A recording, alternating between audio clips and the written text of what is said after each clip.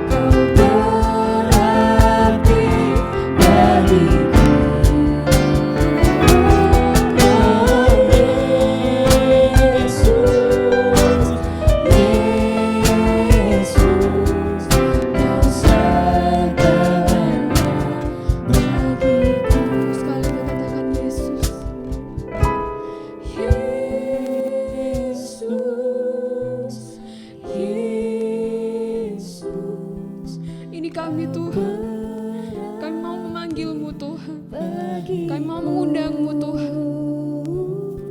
Oh Yesus, Yesus, Kau segalanya bagiku.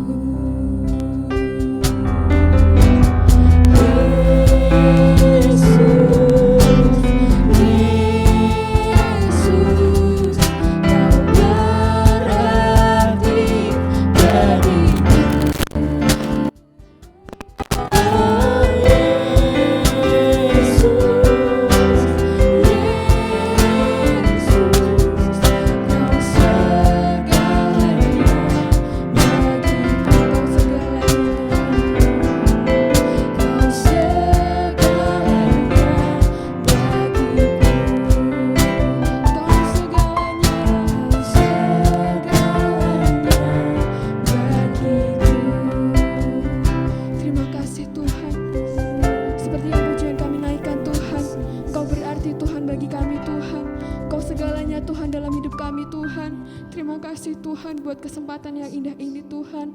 Di saat seperti ini Tuhan, kami masih bisa Tuhan meninggikan nama-Mu Tuhan, memuji nama-Mu Tuhan. Itu adalah suatu yang indah Tuhan dalam hidup kami Tuhan. Terima kasih Tuhan. Engkau pimpin setiap kami Tuhan, dimanapun kami berada Tuhan. Kami menyatukan hati kami Tuhan untuk-Mu Tuhan. Kami mengundang Engkau Tuhan untuk hadir Tuhan. Di setiap hati kami Tuhan. Terima kasih Tuhan. Engkau pimpin ibadah kami Tuhan dari awal pertengahan hingga akhirnya Tuhan. Kami menyerahkan semuanya Tuhan ke dalam tangan-Mu Tuhan Yesus Kristus. Dalam nama Tuhan Yesus Kristus. Haleluya. Amin. Haleluya remaja. Puji Tuhan. Mari kita bersemangat untuk memuji nama Tuhan. Amin. Mari kita bersorak-sorai untuk Tuhan. Haleluya. Mari kita sama-sama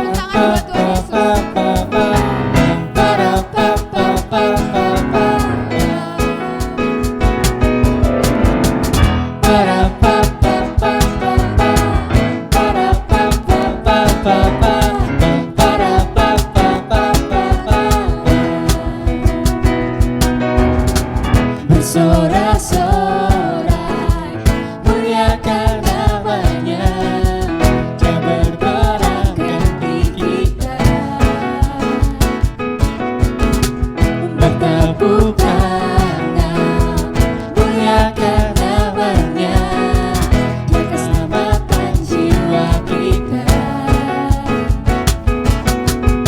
Satu-satunya penebus, kau yang mahu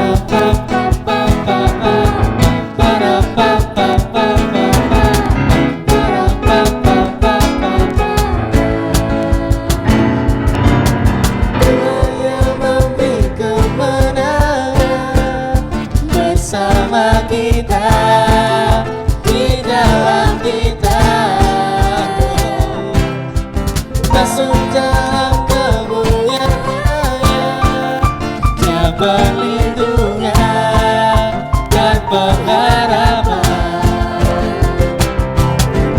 Tuhan yang memberi kemenangan bersama kita, di dalam kita, masuk dalam kemuliaan-Nya. Dia perlindungan dan pengharapan. Dia perlindungan dan pengharapan. Dia perlindungan dan pengharapan.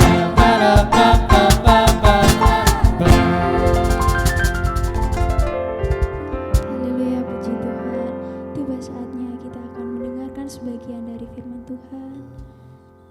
Siapkan hati kita untuk mendengarkan firman Tuhan. Tuhan yang sanggup menolong kita. Tuhan alasan kita hidup di dunia ini. Tuhan menjamah setiap orang yang ingin berserah kepadanya. Tuhan tahu apa yang menjadi masalah kalian. Kau baik Bapa, terima kasih Tuhan. Namamu indah bagi kami Tuhan Yesus. Haleluya Tuhan. Kau baik Bapa.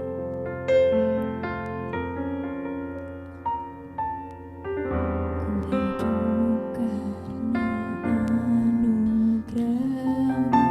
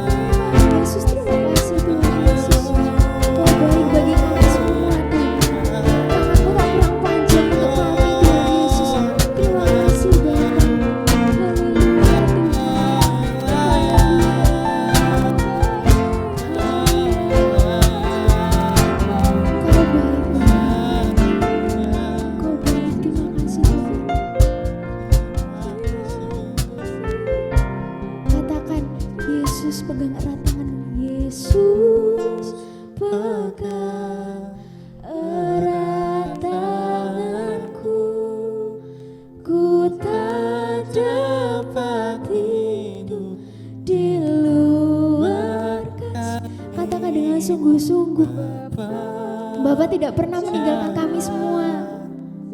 Yakin dan percaya semua masalah bisa ditangani. Kuasa kami hidup. Katakan sekali lagi, Yesus, terima kasih. Yesus, pegang erat tanganku, ku tak dapat hidup di luar kasih-Mu. Bapa, jangan tinggalkan aku.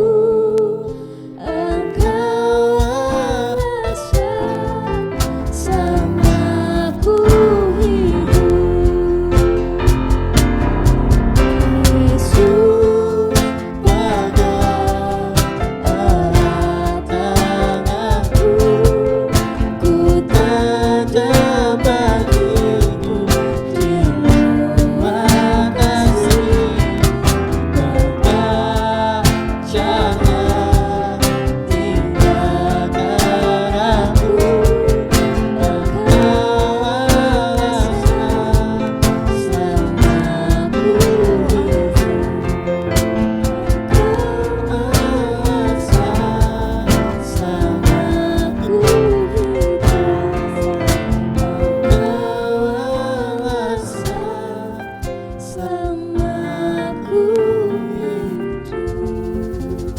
Haleluya Tuhan Yesus. Terima kasih Tuhan Yesus. Seperti pujian ini ya Tuhan Yesus. Jangan tinggalkan kami Tuhan. Tetap pegang tangan kami ya Tuhan. Hanya Engkau satu-satunya alasan kami Tuhan. Hanya Engkau alasan kami untuk bertahan Tuhan. Karena pertolongan-Mu tidak pernah terlambat dalam setiap kehidupan kami ya Tuhan Yesus. Kami rindu Tuhan. Di masa remaja kami ya Tuhan, Kau berperan penuh dalam setiap kehidupan kami ya Tuhan. Kami rindu Kau bentuk ya Tuhan. Kau bentuk kami sesuai rencana-Mu dalam setiap hidup kami ya Tuhan. Sehingga Tuhan masa depan kami ada di tangan-Mu ya Tuhan Yesus. Tuhan, itu semua yang menjadi pengakuan iman kami ya Tuhan Yesus. Haleluya, haleluya. Terima kasih ya Tuhan. Terima kasih untuk penyertaan-Mu dan pujian penyembahan kami ya Tuhan Yesus. Terima kasih untuk Roh Kudus-Mu yang selalu menyertai setiap kami Tuhan Yesus. Jika benar Bapa, kami akan mendengarkan sabda-Mu ya Tuhan Yesus. Kiranya Tuhan, setiap firman-Mu yang akan disampaikan ya Tuhan dapat menjadi rema dan berkat bagi setiap kami remaja yang ada di rumah ya Tuhan Yesus. Terima kasih Tuhan, terima kasih ya Tuhan. Kami menyerahkan Tuhan hamba-Mu yang akan menyampaikan firman-Mu ya Tuhan Yesus. Berkati lidah bibir hamba-Mu ya Tuhan Yesus. Berikan hikmat yang daripada surga ya Tuhan Yesus. Tuhan, ini yang menjadi kerinduan kami. Kami menyerahkan setiap doa kami hanya dalam nama Tuhan Yesus Kristus. Haleluya. Amin. Waktu selanjutnya saya serahkan kepada Kak Sis.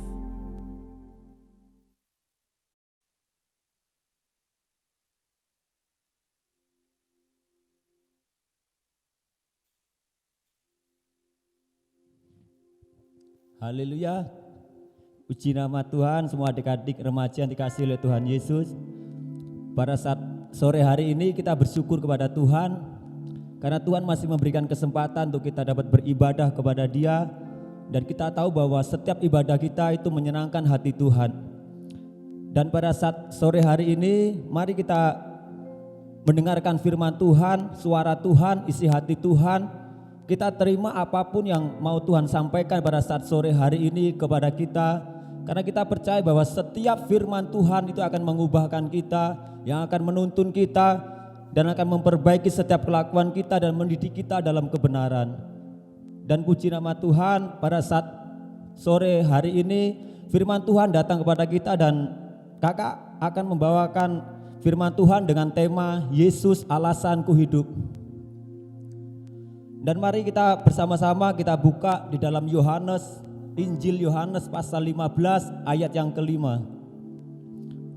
Mari kita baca bersama-sama Injil Yohanes pasal ke-15 ayat yang kelima. Injil Yohanes pasal 15 ayat yang kelima. Dalam hitungan ketiga kita baca bersama-sama. 1, 2, 3.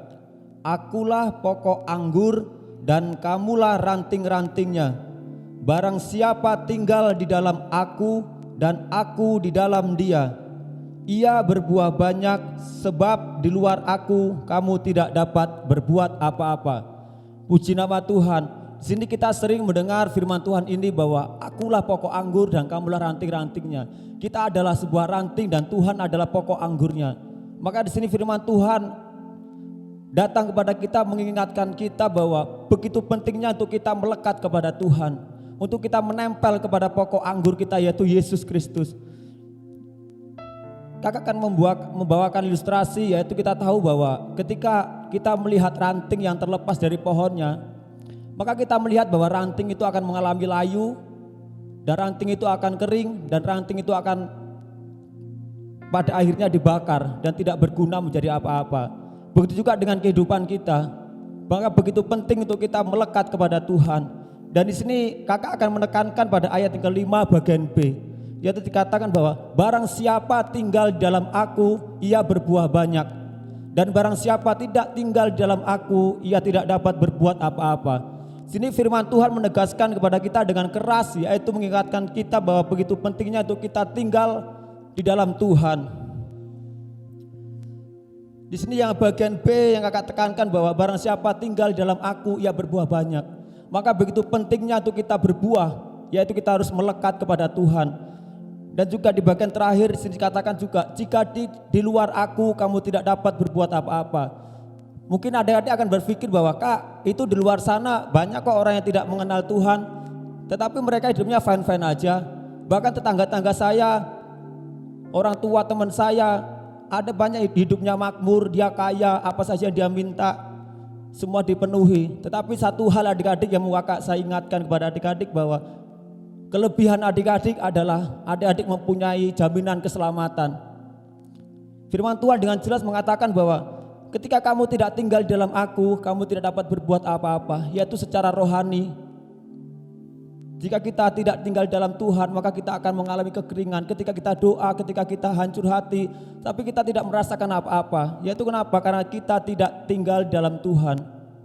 Dan di sini jika kita tinggal dalam Tuhan, maka kita berbuah banyak. Yaitu ketika kita berdoa sama Tuhan, maka kita merasakan kehadiran Tuhan. Dan di sini kita percaya bahwa kekristenan kita, bahwa kita melihat Tuhan tidak secara mata jasmani tetapi mata rohani. Tapi kita percaya ketika kita mau datang kepada Tuhan, maka kita bisa merasakan kehadiran Tuhan. Dan di sini kakak akan menjelaskan bahwa mengapa Yesus alasanku hidup. Mari kita buka bersama-sama dalam Yeremia pasal 29 ayat yang ke-11. Yeremia pasal 29 ayat ke-11. Mari kita baca bersama-sama dalam hitungan ketiga. Yeremia pasal 29 ayat ke-11. 1, 2, 3. Sebab aku ini mengetahui rancangan-rancangan apa yang ada padaku mengenai kamu. Demikianlah firman Tuhan, yaitu rancangan damai sejahtera dan bukan rancangan kecelakaan, untuk memberikan kepadamu hari depan yang penuh harapan. Puji nama Tuhan, inilah merupakan sebuah janji bagi kita. Ketika kita mau hidup melekat kepada Tuhan, maka Tuhan memberikan janji bahwa di sini dikatakan bahwa sebab aku Tuhan ini mengetahui rancangan apa yang ada padaku mengenai kamu, yaitu mengenai kita, yaitu rancangan damai sejahtera, bukan rancangan kecelakaan, tetapi rancangan yang memberikan hari depan penuh harapan. Janji Tuhan begitu nyata bagi kita, asal kita bagaimana respon kita untuk menerima janji itu. Dan di sini mengapa Yesus menjadi alasanku hidup? Yang pertama adalah sebab Tuhan mengetahui segala rancangan yang ada pada dirinya mengenai kita. Dan yang kedua, alasan mengapa Yesus menjadi alasanku hidup, yaitu mari kita buka dalam Yohanes pasal 3 ayat ke-16, yaitu Allah adalah kasih. Yohanes pasal ketiga ayat ke-16, kakak bacakan buat adik-adik. Yohanes pasal 3 ayat ke-16. Karena begitu besar kasih Allah akan dunia ini, sehingga ia telah mengaruniakan anaknya yang tunggal, supaya setiap orang yang percaya kepadanya tidak binasa, melainkan beroleh hidup yang kekal. Inilah alasan kita mengapa kita harus menjadikan Yesus alasan kita hidup, karena Allah adalah kasih. Dan kita akan melihat lebih jauh bahwa dalam Yohanes 3 ayat 16 ini, mari kita buka dalam Filipi pasal 2 ayat yang ke-14.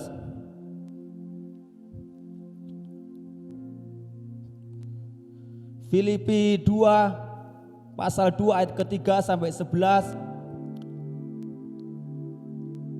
Filipi pasal 2 ayat ke-3 sampai 11, firman Tuhan berkata ayat ke-3, dengan tidak mencari kepentingan sendiri atau puji-pujian yang sia-sia, sebaliknya hendaklah dengan rendah hati yang seorang menganggap yang lain lebih utama daripada dirinya sendiri. Ayat ke-4, dan janganlah tiap-tiap orang hanya memperhatikan kepentingannya sendiri, tetapi kepentingan orang lain juga.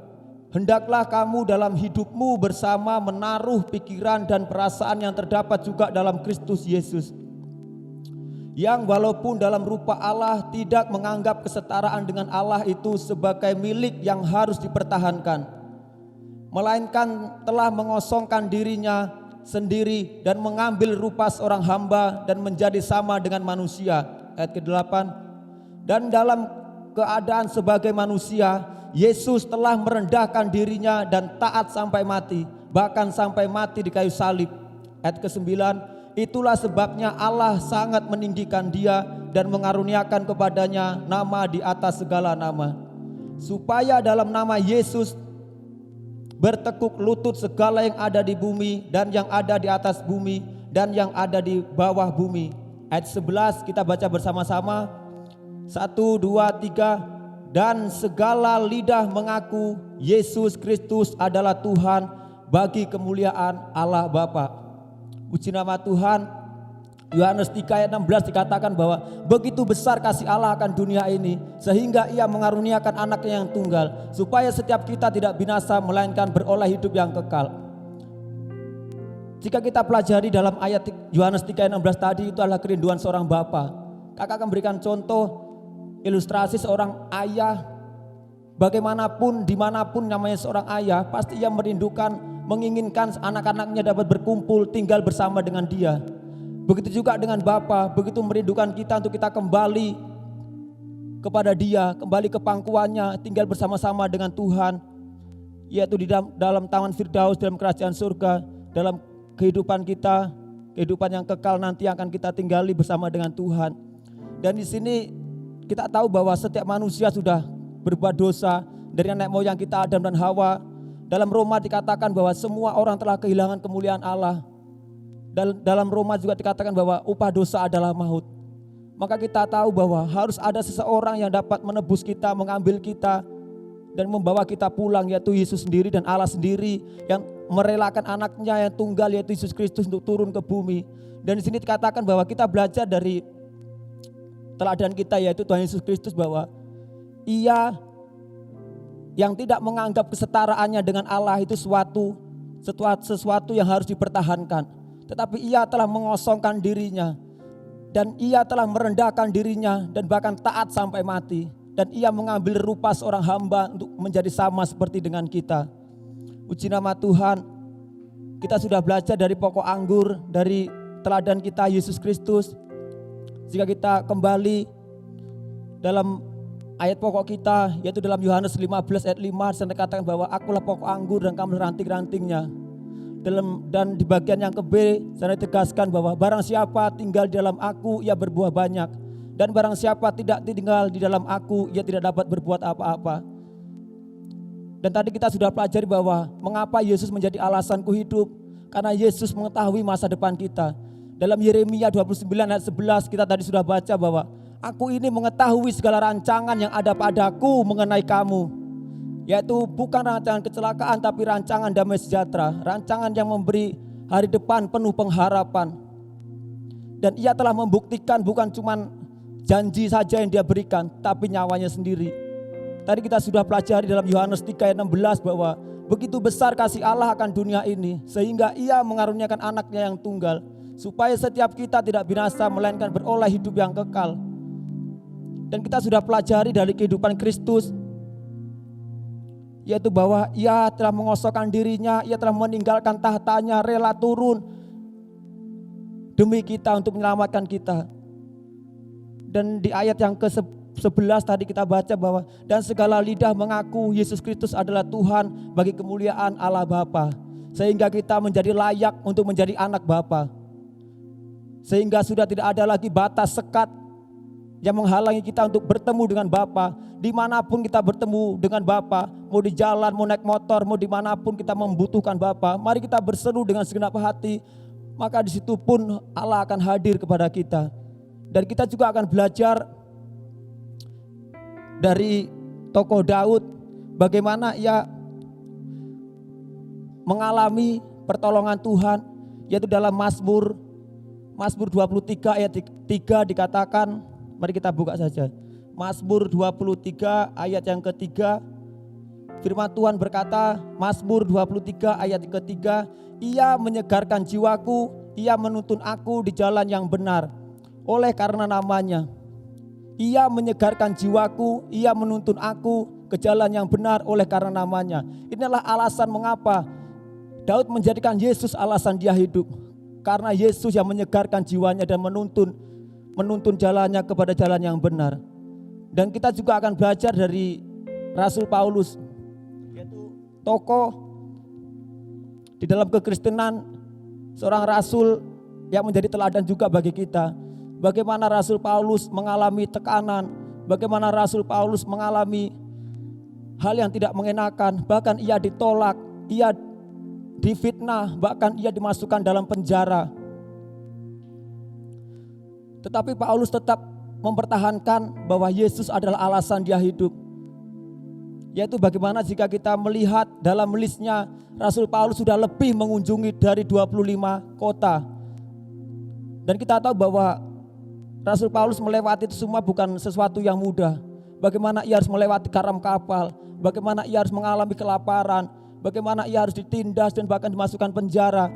Kita akan buka dalam Roma pasal 8 ayat ke-35.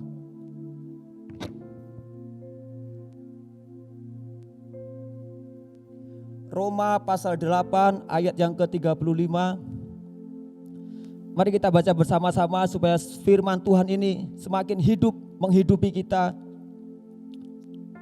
Roma pasal 8 ayat yang ke-35. 1, 2, 3. Siapakah yang akan memisahkan kita dari kasih Kristus? Penindasankah, atau kesesakankah, atau penganiayaankah, atau kelaparankah, atau ketelanjangankah, atau bahayakah, atau pedangkah, atau yang saat ini kita alami COVID-19 kah? Di sini Rasul Paulus menegaskan kepada kita semua adik-adik bahwa tidak ada sesuatu pun yang dapat memisahkan kita dari kasih Kristus. Rasul Paulus, dia sudah menggenapi firman ini. Rasul Paulus, dia sudah mengalami semua yang dituliskan di dalam Roma pasal 8 ayat 35 ini. Dan jika kita tahu belajar dari sejarah gereja, bagaimana akhir hidup Rasul Paulus, bagaimana ia harus dipenggal kepalanya oleh Kaisar Nero pada tahun 67. Dan di sini menjadi pertanyaan kita bahwa mengapa Paulus mau melakukan itu semua? Karena Paulus melihat janji dalam Ibrani pasal 11 ayat ke-6 bagian C. Sana dikatakan bahwa Tuhan memberi upah kepada setiap orang yang bersungguh-sungguh mencari Dia.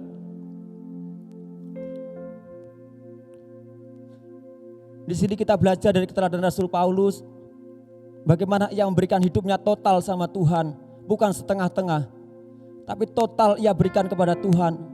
Karena Paulus percaya bahwa apa yang dia lakukan, apa yang dia kerjakan, semuanya Tuhan akan memberikan upah kepada Paulus. Yaitu kita tahu bahwa ketika nanti kita menyongsong Tuhan di atas di awan-awan, bagaimana Tuhan akan memberikan upah kepada setiap apa yang sudah kita kerjakan. Dan di sini adik-adik, kakak punya kerinduan buat adik-adik semuanya, untuk kita benar-benar kita mengerti kekristenan kita, untuk kita benar-benar mengerti hati Bapa. Tuhan begitu rindu untuk kita bersungguh-sungguh kepada Tuhan, untuk kita melekat kepada Tuhan, untuk kita menjadi ranting yang selalu menempel kepada Tuhan. Kita tidak pernah terpisah daripada Tuhan, karena itulah kerinduan seorang bapa kepada anak-anaknya. Dan di sini sebagai ayat penutup, kakak akan buka di dalam 2 Korintus pasal ke-5 ayat yang ke-1. Ini adalah janji buat setiap kita, orang-orang yang percaya kepada Tuhan. 2 Korintus pasal 5 ayat yang ke-1. Kita baca bersama-sama ayat terakhir ini. 2 Korintus pasal 5 ayat yang ke-1. 3, 2, 1. Karena kami tahu bahwa jika kemah tempat kediaman kita di bumi ini dibongkar, Allah telah menyediakan suatu tempat kediaman di surga bagi kita, suatu tempat kediaman yang kekal, yang tidak dibuat oleh tangan manusia. Puji nama Tuhan. Kita tahu bahwa setiap apapun yang dibuat oleh tangan manusia itu bersifatnya hanya sementara, hanya bersifat waktu. Maka dengan waktu, setiap apapun yang dibuat oleh tangan manusia itu akan mengalami kehancuran. Sekokoh-kokoh apapun buatan tangan manusia, kita tahu pada akhirnya itu akan roboh dan itu akan hancur. Tapi kita tahu bahwa sini firman Tuhan berkata bahwa karena kami tahu bahwa jika kemah tempat kediaman kami ini di bumi ini dibongkar, maka Tuhan telah menyediakan kita tempat kediaman yang bukan dibuat oleh tangan manusia, tetapi oleh tangan Allah sendiri. Ini adalah janji yang diberikan bagi kita. Kita tahu bahwa kehidupan kita di bumi yang kita hidupi sekarang ini tidak akan lama. Kita tidak tahu bahwa sampai kapan kita akan hidup. Kita tidak tahu sampai kapan kita akan terus hidup. Kakak mau bersaksi sedikit. Dulu waktu kecil kakak berpikir bahwa ada orang yang bertanya, kapan kamu bertobat? Kapan kamu bersungguh-sungguh mencari Tuhan? Dan saya dengan bangga katakan, nanti jika saya sudah tua. Tanpa saya sadari bahwa saya sudah memperkatakan sesuatu yang akan membawa saya ke jurang maut. Yaitu apa? Saya tidak pernah meresponi firman Tuhan waktu itu. Tetapi ketika saya tahu bahwa kebenaran firman Tuhan ini bagi saya, dan saya melihat bahwa pengorbanan Yesus yang rela mati dipaku di kayu salib. Jika adik-adik perhatikan, kayu salib ini bukan suatu hanya sebuah kayu salib yang cuma dipasang di tembok, ditempel. Tapi adik-adik kakak mau ingatkan bahwa seharusnya kitalah yang dipaku di tempat itu, kita yang disalib. Tetapi karena kasih karunia Tuhan, Tuhan tahu bahwa kita tidak mampu untuk berada di tempat itu, maka Yesus sendiri yang akan turun bagi kita. Dia sudah turun dan dia rela disalib demi kita untuk menebus dosa-dosa kita. Dan puji nama Tuhan, firman Tuhan kakak cukupkan sampai di sini. Dan kakak memberikan untuk kita bahwa itu kita mengerti bahwa kakak mau katakan kepada adik-adik, ada banyak alasan untuk kita tidak berhasil, untuk kita patah semangat. Tetapi juga ada banyak alasan untuk kita menjadi orang yang sukses, untuk kita tidak menjadi orang yang patah semangat. Yaitu bagaimana? Yaitu dengan kita melekat kepada pokok anggur kita, kepada Tuhan Yesus Kristus, Tuhan Juru Selamat kita yang hidup. Dan puji nama Tuhan, kakak cukupkan firman Tuhan sampai di sini, dan kakak percaya bahwa ketika firman Tuhan yang sudah kita terima akan menguatkan kita dan akan menjadikan kita untuk menjadi anak-anak yang berakar dan bertumbuh dan berbuah. Puji nama Tuhan Yesus Kristus. Dengan kasih Kristus, saya undang pemain musik untuk maju ke depan.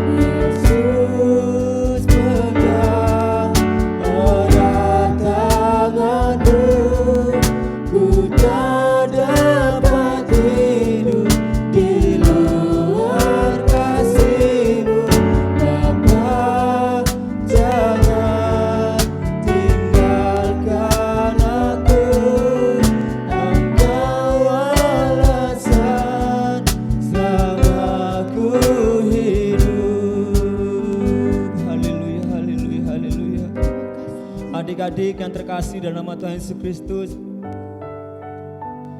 firman Tuhan sudah datang kepada kita, mengingatkan kita, menegur kita, bahwa begitu pentingnya untuk kita hidup melekat kepada Tuhan, untuk kita menyadari bahwa kita adalah ranting-rantingnya Tuhan, dan kita butuh kepada pokok anggur kita, yaitu Tuhan Yesus Kristus. Bagaimana kita harus melekat, begitu pentingnya. Tuhan berkata kepada kita bahwa barang siapa tinggal di dalam aku, kita berbuah banyak. Tetapi barang siapa tidak tinggal di dalam Yesus, ia tidak dapat berbuat apa-apa. Adik-adik, pada saat sore hari ini, mari kita lebih lagi sungguh-sungguh kepada Tuhan. Mari kita menyadari kasih karunia Tuhan yang Tuhan berikan kepada setiap kita. Jangan pernah kita lagi menyia-nyiakan kasih karunia, kesempatan, waktu yang Tuhan berikan bagi kita. Mari kita menjadi sebagai anak muda yang terus makin bangkit, menjadi anak muda yang tidak takut, menjadi anak muda yang tidak khawatir. Tuhan memberikan janji kepada kita bahwa Tuhan tahu rancangan-rancangan apa yang ada pada dirinya mengenai kita, yaitu rancangan damai sejahtera yang memberikan hari depan yang penuh dengan harapan. Kita belajar dari Daud bahwa Daud meresponi kasih karunia Tuhan. Daud menyadari bahwa Tuhan yang menuntun, yang menyegarkan jiwanya, menuntun jalannya kepada jalan yang benar. Terima kasih ya Tuhan. Mari kita angkat lagu ini dari awal. Haleluya Yesus. Terima kasih ya Tuhan Yesus. Terima kasih Yesus. Terima kasih. Dan waktu kesempatan saya kembalikan kepada Tante Hana.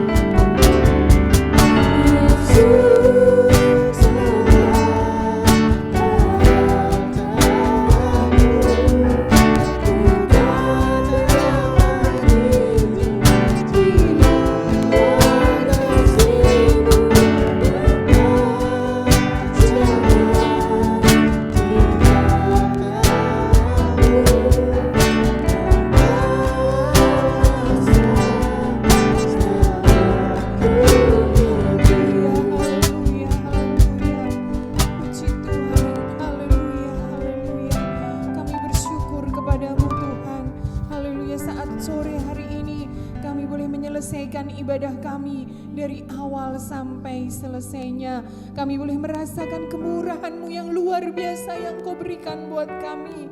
Haleluya. Engkau Tuhan yang menjadi alasan di dalam kami hidup. Engkau Allah yang senantiasa menyegarkan kehidupan kami. Engkau Allah yang senantiasa menuntun kami Tuhan sebagai anak-anak-Mu.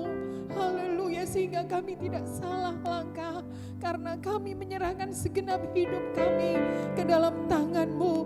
Dan Engkau Tuhan, Engkau yang senantiasa menuntun langkah hidup kami semuanya. Puji Tuhan, terpujilah nama-Mu Tuhan, kami bersyukur.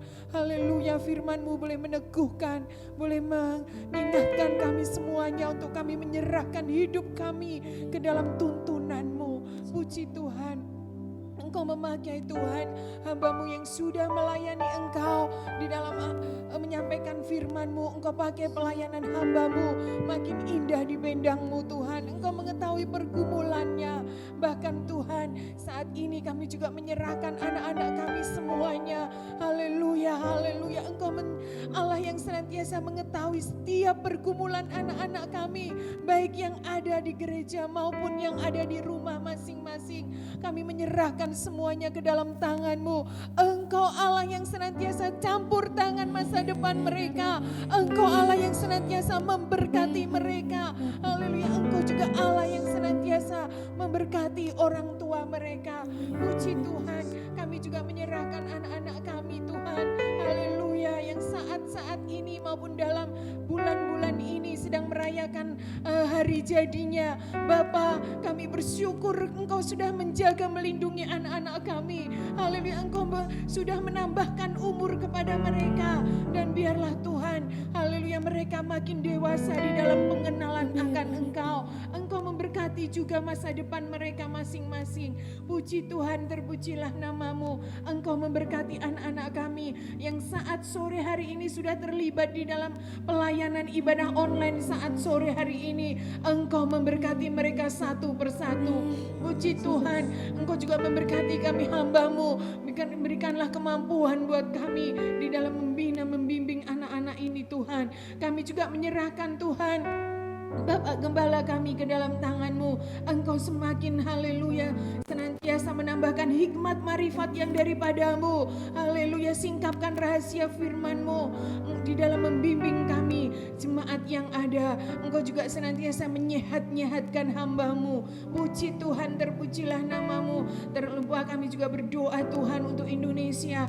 Kiranya Tuhan, Indonesia senantiasa penuh dengan kemuliaan-Mu. Pulihkan keadaan negara kami Tuhan di dalam nama Tuhan Yesus Kristus.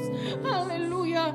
Kami yakin Tuhan ketika kami berharap bersandar kepada-Mu, Engkau Allah yang sanggup menjawab setiap doa-doa kami.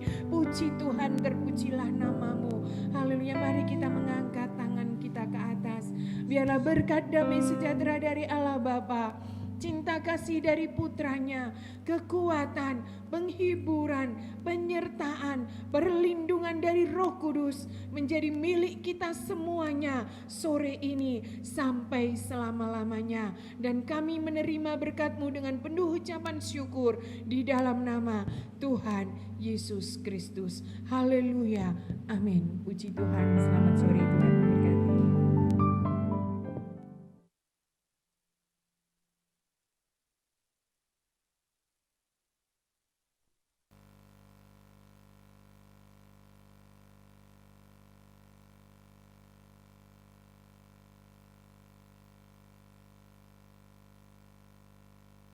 Haleluya remaja. Ketemu lagi di ibadah remaja yang kesekian kalinya. Oke, di sini saya akan menyampaikan sebagian dari pengumuman. Tapi sebelum saya menyampaikan pengumuman, karena minggu ini adalah minggu terakhir dari bulan Juni, maka kita akan merayakan ulang tahun teman-teman remaja secara online. Untuk hadiahnya nanti menyusul Kak, kita sudah ibadah secara langsung teman-teman. Oke, akan saya sebutkan siapa saja nama-nama yang berulang tahun di bulan Juni. Yang pertama ada Yehuda Dimas, selanjutnya ada Ivan, selanjutnya ada Jayatri, ada Yunita, ada Kak Duve, ada Nono, Mahesa, Agatha, Nivel, dan yang terakhir Ambar.